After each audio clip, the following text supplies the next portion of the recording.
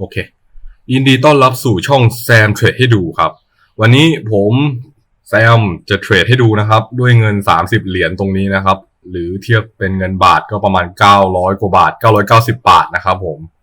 และเราจะใช้เทคนิคเดียวนะครับก็คือเส้น SMA5 นะครับเส้นสีขาวที่พวกคุณเห็นอยู่ตอนนี้นะครับผมนี่ส่วนเส้นสีเหลืองเนี่ยมันเป็นเส้น EMA3 นะครับถ้าอยากรู้วิธีการติดตั้งเนี่ยก็จะมีคลิปก่อนหน้าเนี้ยจะมีการสอนอยู่นะครับผมเอาล่ะเรามาเริ่มกันผมจะพยายามกดให้เยอะที่สุดนะครับในประมาณ10นาทีหรือ15นาทีนี่แหละครับโอเคมาเริ่มกันเถอะเอาล่ะโอ้ดูกราฟก่อนกราฟโอ้โหจะใช้ได้ไหมเนี่ยวันนี้เราต้องรอลุ้นนะครับผมจะใช้แนวพวก SMA5 เนี่ยเป็นทั้งแนวรับนะครับแล้วหรือไม่ก็เป็นแนวต้านนะครับกรณีเป็นขาลงแบบนี้เนี่ยใช้มันเป็นแนวต้านซึ่งวันนี้ผมจะได้ออเดอร์ไหมมาดูกันก่อน แต่ถ้าเกิดใครเนี่ยอยากจะหาพวกแนวรับแนวต้านเนี่ยผมแนะนำนะครับเข้าไปที่เวลาหาเลย15นาที1ชั่วโมงนะครับเข้าไปปุ๊บเนี่ยจะหาแนวรับแนวต้านได้ง่ายขึ้นเช่นอย่างนี้อันนี้คือ15นาทีนะแนวรับแนวต้านมันยังไม่ค่อยชัดเท่าไหร่ต้องตีเฉียงเราลองเข้า1ชั่วโมงดูก็ได้ครับนี่1ชั่วโมงโอ้โห1ชั่วโมงก็ถ้าแข็งแรงหน่อยก็จะแถวนี้นะครับแถวนี้นี่คือที่รับนะครับเส้นแนวรับนี่มันรับตรงนี้ครั้งหนึ่งแล้วก็รับแถวนี้อีกครั้งหนึ่งชั่วโมงนี้นะแล้วรับนี้มันเปลี่ยนเป็นแนวต้านได้นะครับเพราะว่ามันขึ้นมาปุ๊บเห็นแท่งแดงๆนี้ไหมมันเปลี่ยนเป็นแนวต้านได้โอเคแต่ถ้าเกิดเราจะตีแบบเฉียงๆด้วยก็นี่เลย มาดูกันเราก็ปรับเป็น1นาทีเหมือนเดิมนี่ไงแนวรับใน1นาทีดูชัดขึ้นไหม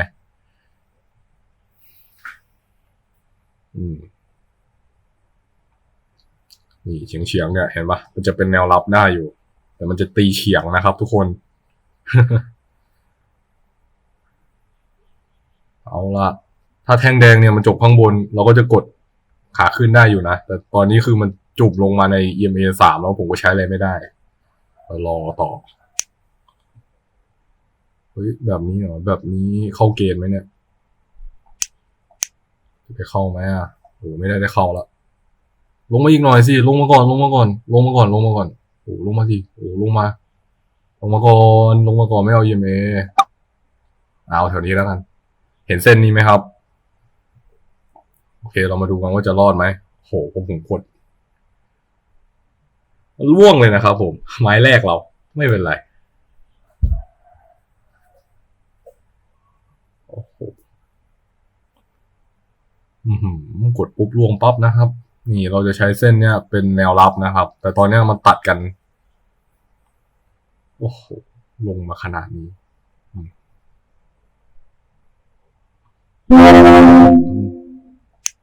ไม้แรกผมก็เฟลเลยนะ ไม่เป็นไรเอาใหม่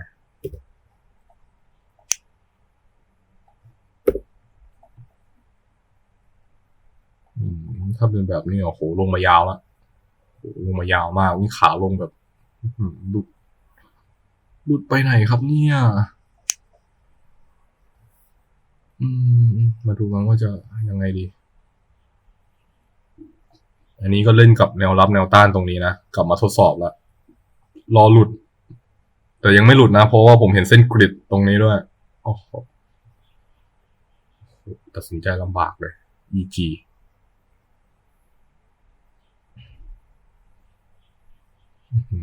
ขึ้นสูงด้วยครับแม่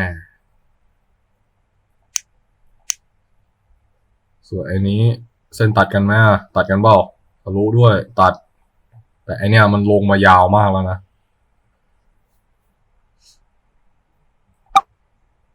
โอเคผมถือว่ามันลงมายาวแล้วผมจึงกดขึ้นดูนะครับแล้วนี่มันจบเป็นแท่งคู่ด้วย ประกอบกับการที่กราฟเนี่ยมัน ลงมายาวลงมานานแล้วลงมาสักพักหนึ่งละแรงซื้อยังไม่เข้าเนี่ยแรงซื้อเนี่ยมีแต่แรงขายเต็มไปหมดเลยโอเคไหมแล้วเนี่ยคือมันทำเป็นแนวแท่งคู่ได้อยู่เพราะว่ามันลงมาเยอะแล้วแท่งก่อนหน้าก็เริ่มมีสีแรงซื้อเข้ามาบ้างแล้วนะผมจึงตัดสินใจว่าเข้าเถอะ จบแท่งคู่สวยๆไป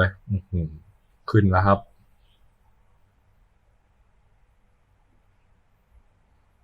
เรามาตัดกันด้วยนะ EMA 3ตัดกันเนี่ยมันตัดขึ้นเนี่ยมีโอกาสที่จะจบขาขึ้นได้แท่งหนึ่งโดยเฉพาะถ้ามันลงมายาวขนาดนี้นะดูดิโอ้โหดูมันตัดตั้งแต่ตรงเนี้ยแท่งเนี้ยแรงขายเข้ายาวเลยเดินข้างล่างรัวๆนะครับผมนะครับไป6เหรียญมันเดิมอันนี้เหรออันนี้ลุ่งลงมาสิลุ่งมาก่อนโอ้โหกดทันไหมไม่ทัน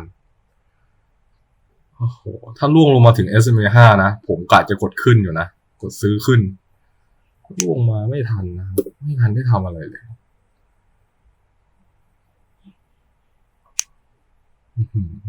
ยังดีที่ไม่เข้าแต่ถ้าจบเหนือเส้น SMA 5นี้ก็ถือว่าใช้ได้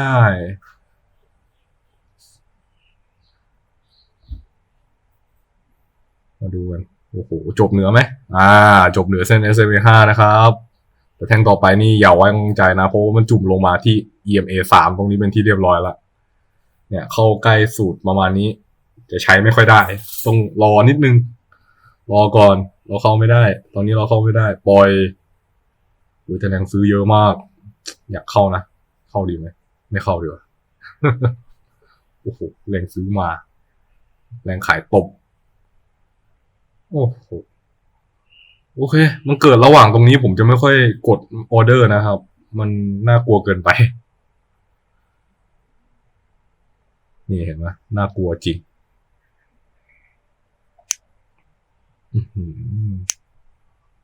โอ้มาแล้วไม่ได้มา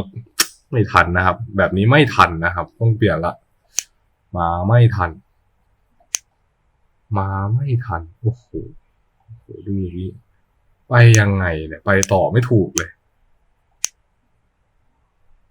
ดูกราฟก่อน15 นาทีเป็นไง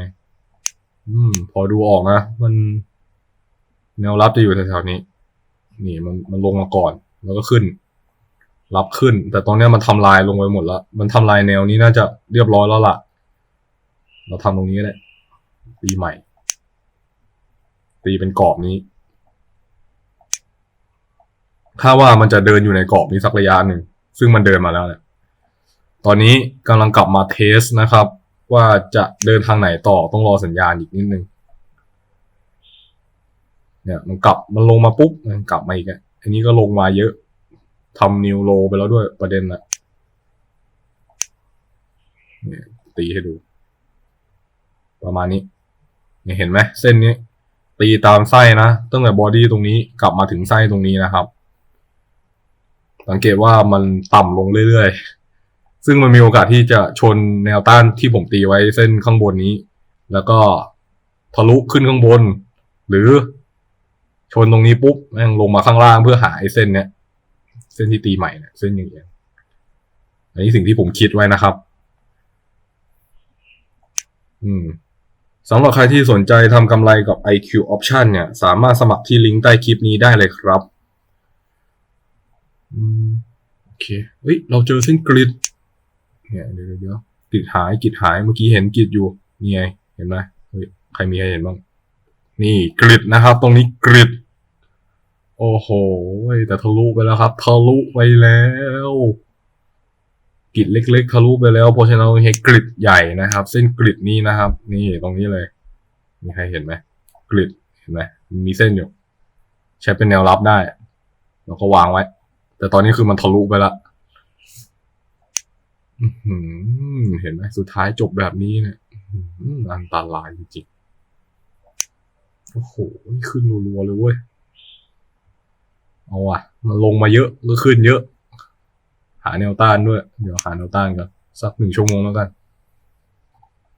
มีไหมแนวต้าน1 ชั่วโมงนี่ขาลง100%ป่ะเนี่ยเฮ้ยไม่เราเจอแนวรับแล้ว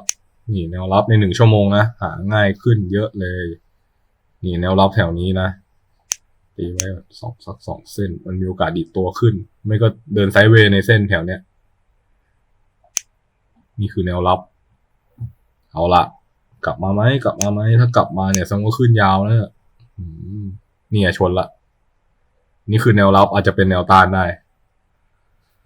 แต่ถ้ามันทะลุเนี่ยก็ไปยาวนะครับรอดูกันขอออเดอร์ไม่ได้เลย10 นาทีแล้วเนี่ยจะได้แค่2 ออเดอร์ใช่ไหมวันนี้เฮ้ยตัดกันแล้วแต่ต้องรอเทสนิดนึงเทสก่อนลงมาเทสก่อนดิลงมาเทสก่อนสิโอ้โหอย่าเพิ่งขึ้นดิเทสก่อนดิเพื่อนโอ้โหเทสก่อนลงมาเทสก่อนไม่เทสอะลงมาเทสซีเซนเร็วคือเห็นแล้วแหละว่ามาเทสอะแต่ว่าไม่กล้ากดเดี๋ยวจุดเข้าไม่สวยโอเค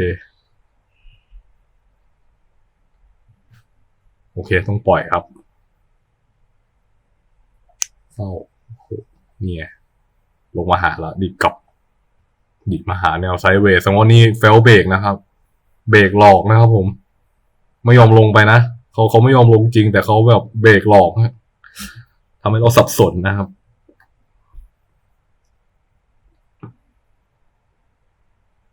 ใน15 นาทีเนี่ยเบรกหลอก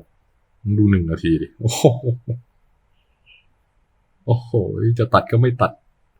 เอาครับเอากลับมาแล้วเรารอก่อนเราไม่กล้ากดตอนนี้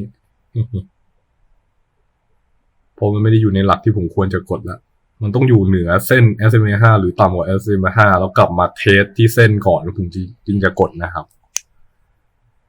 เนี่ยแบบเนี้ยมาไม่ทันแบบนี้ควรจะมากดแถวนี้นะแต่ผมมาไม่ทันครับนี่ไงเห็นไหมกลับมาแล้วมันอยู่เหนือเส้นแท่งต่อมาเนี่ยมีโอกาสที่จะถูกเส้น SMA 5เส้นนี้เนี่ยดีดกลับแต่ตอนนี้ผมมาไม่ทันก็ปงปล่อยแต่ข้อดีก็คือเรารอดไปนะครับ เฮ้ยเรารอดว่ะโอ้ยเรามาไม่ทันแต่เรารอดครับ โอ้โหเอาลงมาเอายังไงต่อกลับมาเทสไหมกลับมาเทสเส้นนี้หรือจะไปขาลงเหมือนเดิมแต่นี่มันขาขึ้นนะเนี่ยสโลปมันก็ขาขึ้นอยู่เนี่ยขึ้นแบบตีง่ายๆเลยเนี่ย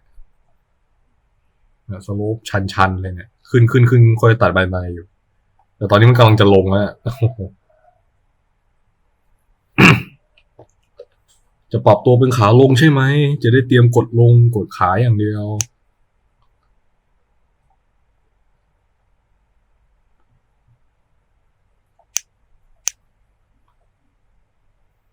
โอเคถ้าเป็นแบบนี้จะเป็นยังไงต่อทำโลต่ำลงไหมเนี่ยถ้าทำลงต่ำลงก็ได้อยู่นะดูใกล้เคียงถ้าขึ้นมาเทสอีกทีหนึ่งผมจะกดลงละกดขาย ขึ้นมาเทสสิจบโดจิแดงด้วยขึ้นมาเทสก่อนมาขึ้นมาเทสก่อน2 เส้นเนี่ยมี2 เส้นให้เทสเนี่ยจะได้กด rejection ให้ดูด้วย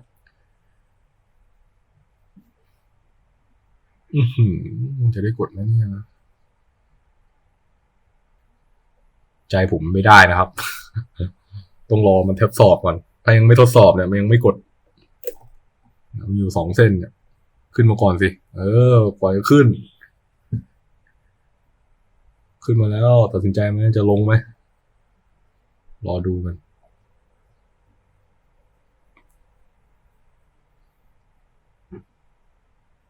โอเคแท่งนี้จะแรงซื้อจะหมดยังใกล้หมดยังถึงแนวต้าน2 เส้นแล้วนะเรารอกันก่อนขึ้นมาก่อนขึ้นมาอีกมีรีเจ็คไหมถ้าเส้นนี้ไม่มีแสดงว่าข้างบนเลยสีขาวผมว่ามีนะเส้นที่ผมตีไว้มาแล้วครับ rejection ครับ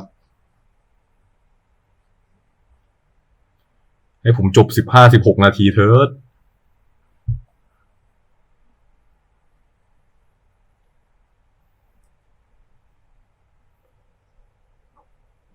มาดูกันสำหรับใครที่สนใจทำกำไรกับ IQ Option เนี่ยสามารถสมัครที่ลิงก์ใต้คลิปนี้ได้เลยครับขอบคุณครับมาดูกันว่าแซมจะรอดไหมกับการเล่น rejection แบบนี้แรงขายมาที่แนวต้านมาไม่ได้ใช้ SMA 5เลยเนี่ยใช้เส้นที่ตีเลย